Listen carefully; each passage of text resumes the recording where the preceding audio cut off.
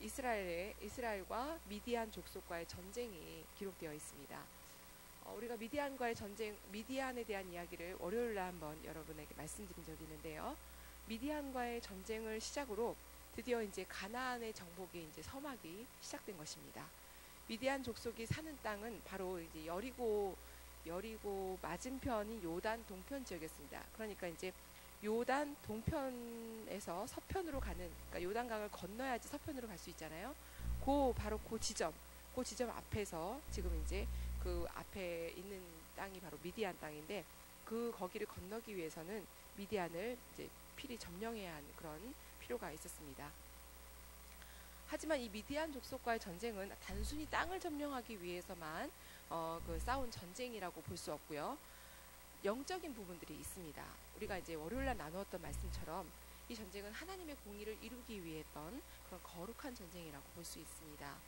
여기서는 이제 하나님께서 이스라엘을 향한 그런 깊은 사랑과 또 신앙, 이런 그런 교훈이 담겨 있는 전쟁이라고 볼 수 있습니다. 그렇기 때문에 이 전쟁의 시작은 오늘 말씀의 1, 2절 말씀처럼 하나님의 명령에 의해서 시작됐고요. 이 미디안 정복의 어떤 큰 의미를 좀 우리가 이해하기 위해서는 먼저 미디안 족속과 이스라엘과의 어떤 관계를 좀 살펴볼 필요가 있습니다. 먼저 이 미디안 족속이 어디서부터 시작되냐면 아브라함부터 시작됩니다. 아브라함의 후처가 그두라라고 여러분 기억하시죠? 근데 그 그두라의 넷째 아들이 바로 미디안입니다. 그 미디안이 후예들이 바로 이 땅에다가 자기 땅을 이제 세웠는데요. 이들은 주로 요단 동편, 그러니까 요단강을 중심으로 동쪽에 있는 땅에 살고 있었던 족속들입니다. 그런데 이제 이들이 문제를 일으켰던 것은 바로 모압 왕 발락, 기억하시죠? 월요일날 말씀을 나눴던 그 발락과 결탁해서 거짓 선지자 발람을 이제 불러내서 하나님의 백성 이스라엘을 이제 저주하려고 했고, 또 이것으로 인해서 저주로 인해서 미디안 족속의 여인들의 발람의 꾀를 쫓아서 이스라엘 남자들을 깨웠죠. 그래서 음행을 했고, 그 음행으로 인해서 또 바알볼의 우상신을 숭배하도록 하는 그런 이제 사건이 있었던 것입니다. 그래서 이스라엘 남자들을 죽이게 했고, 그다음 전염병이 돌아서 24,000명이나 죽게 하는 그런 사건들이 있었죠. 그랬던 미디안을 하나님께서 기억하시고 이들을 다 죽이라고 명령하셨습니다. 한 명도 남기지 말고 다 죽여라. 그래서 하나님의 백성을 우상 숭배와 음행의 죄 가운데로 이끌었던 미디안을 정복하게 하시고, 그것을 통해서 하나님의 공의와 하나님의 심판이 임할 것을 말씀하신 그런 거룩한 전쟁이 시작된 것입니다. 참 감사하게도 하나님께서 명령하신 전쟁이어서 그런지 몰라도 이겼습니다. 승리를 했죠. 그래서 이때 이스라엘의 군대는 미디안 여자들을 또 이제 다 죽이라고 했음에도 불구하고 어떻게 했냐면 아이들과 여인들을 살려두었던 것입니다. 남자는 다 죽이고요. 그런데 이제 그 아이들 가운데서는 남자아이들도 있었죠. 그래서 그것을 보고 모세가 화를 냅니다. 이들을 다 죽여라 그랬는데 왜 너희들을 이렇게 남겨두었냐. 그래서 어떻게 하게 됐냐면 미디안 여자들을 살려두되 미디안 여자들 중에서 이제 남자를 알지 못하는, 그러니까 그런 순결한 여자들만 남겨두라고 이야기합니다. 그리고 이런 일들이 그렇게 하게 된 이유는 우리가 잘 아는 것처럼 여전히 이스라엘을 위험에 빠뜨릴 수 있는 그런 씨앗이 되기 때문에 그렇습니다. 그래서 남자들을 미혹해서 부정에 빠뜨리는 그런 일들이 발생하지 않기 위한 그런 미연에 방지하는 일이라고 우리가 볼 수 있습니다. 또 이들 중에 순결한 여자를 남겨둔 것은 국제 결혼을 허락했다는 것인데요. 이 두 가지 내용을 통해서 우리가 또 우리를 살펴볼 수 있습니다. 우리 안에도 이런 죄를 발생할 수 있을 만한 그런 죄의 씨앗이 조금이라도 우리 안에 있다면 그것이 커집니다. 처음에는 조금 했어요. 정말 조금 했는데 그것이 자라면 큰 범죄를 발생시킬 수 있다는 것입니다. 그래서 늘 우리는 어떻게 해야 돼요? 우리 안을 들여다봐야 돼요. 우리 안에 조그만 죄의 씨앗이라도 있지는 않는지 항상 말씀에 비추어 보아서 우리를 들여다볼 필요가 있다는 것입니다. 그래서 우리가 회개를 통해서 우리 안을 정결하게 해야 할 필요가 있습니다. 또 국제 결혼을 이제 이미 여기서부터 시작됐다는 것이죠. 이방인에 대해서 벌써 하나님은 문을 열어놓고 계셨어요. 물론 하나님께서 선택한 민족은 이스라엘 민족이었지만 이스라엘 민족끼리만 결혼하게 하신 것이 아니라 미디안 여인들과도 결혼할 수 있는 그런 문을 활짝 열려놨던 하나님의 넓은 그런 마음을 볼 수 있습니다. 그래서 이것을 통해서 정말 이방인들의 결혼이 이때부터 벌써 시작되었기 때문에 우리도 이방인이잖아요. 사실은 이스라엘 민족이 아니기 때문에 이방인 우리에게도 신약시대를 살고 있는 우리들에게도 하나님을 믿을 수 있는 그런 큰 은혜를 우리에게 허락하신 것에 감사하는 그런 마음이 들게 되었습니다.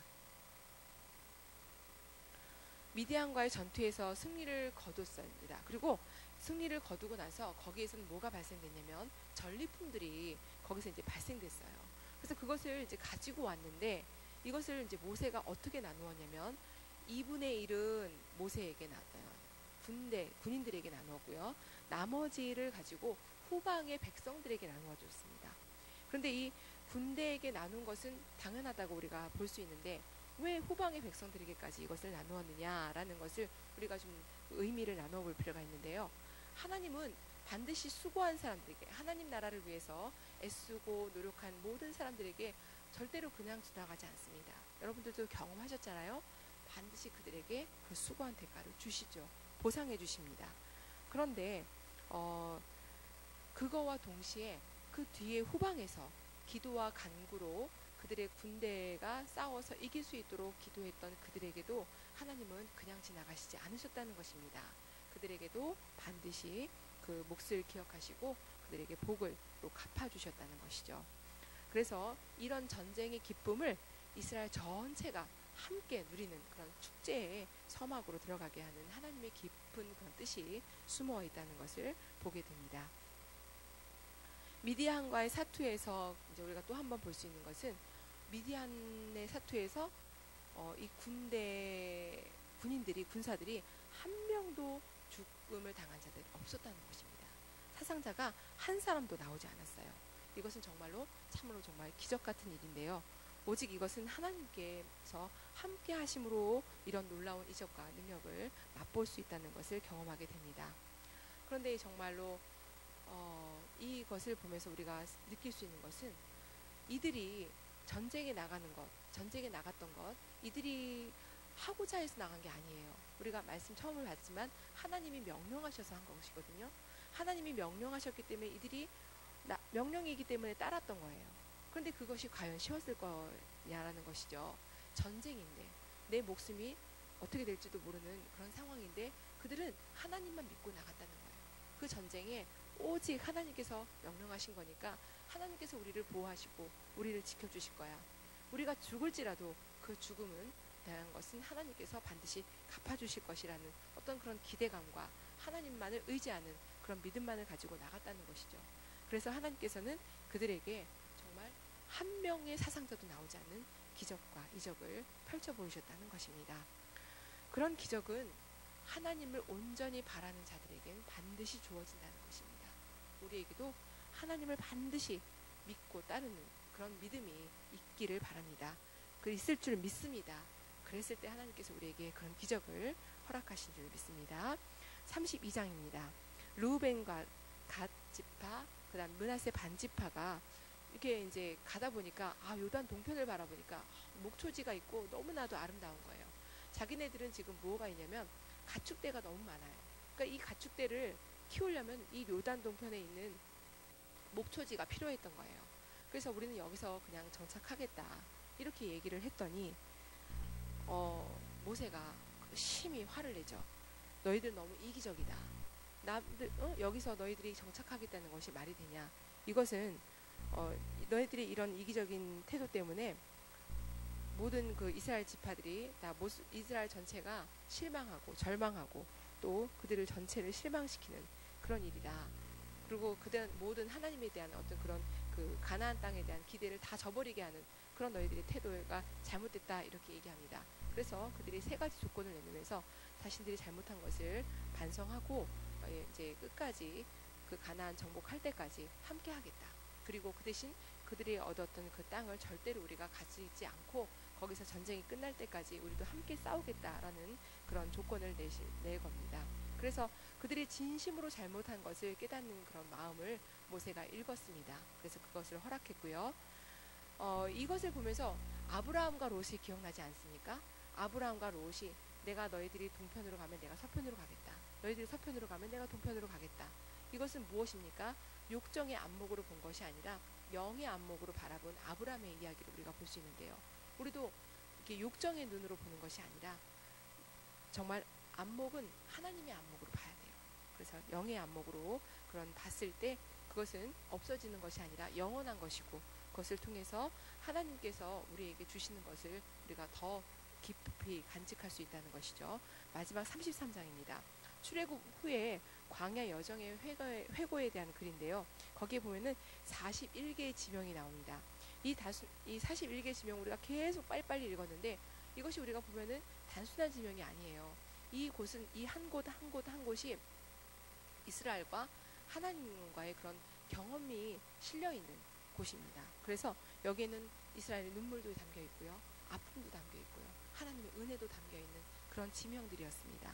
그래서 이 지명들을 기억하게 하면서 이것을 다 기록했어요. 기록한다는 것은 무슨 의미가 있습니까? 다시 기억해야 한다는 것입니다. 기억함으로 해서 하나님의 은혜를 다시 한번 너희들이 기억해서 하나님의 은혜를 잊지 말고 살아가라 라는 그런 뜻이 담겨 있습니다. 우리에게도 기록한다는, 우리도 이렇게 하나님과의 어떤 그런 만남을 기록해 보는 거 되게 좋은 것 같아요. 그러므로 인해서 내가 이렇게 살았구나, 하나님의 은혜가 이렇게 있었구나 라는 것을 기억함으로 인해서 다시 한번 우리가 뒤로 돌아보면서 우리가 이런 삶을 살지 말아야겠다, 아니면 이렇게 살아야겠다라는 그런 귀한 삶을 살아갈 수 있는 것입니다. 결론적으로 우리 살아가는 인생 자체가 광야이죠.